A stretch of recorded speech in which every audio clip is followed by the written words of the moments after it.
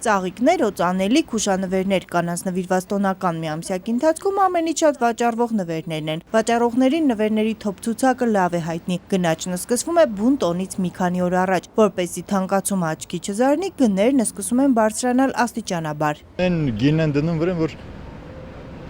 դուակի երևակայությունից մի քիչ դուրս է, էլի, որ ծաղիկի գինը այդքան թանկ լինի, չգիտեմ,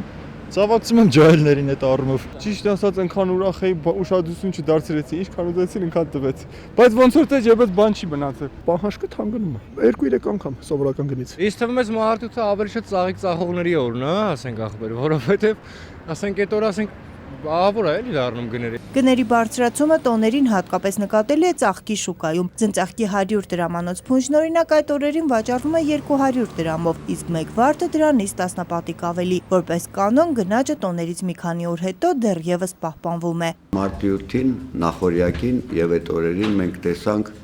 հերթական թռիչքը բավականին ազդեցիկ։ Շատ ազդեցիկ։ Եթե այն ծաղկե փունջը ամենահամեստը, որը 100 արժեր, դառավ 600, կամ այն ծաղիկը, որը հատիկը արժեր մոտ տավորապես 300-400 դրամ, դարձավ 1500, ու դա վերաբերում է մնացած հուշանվերներին եւ այլն, դա իհարկե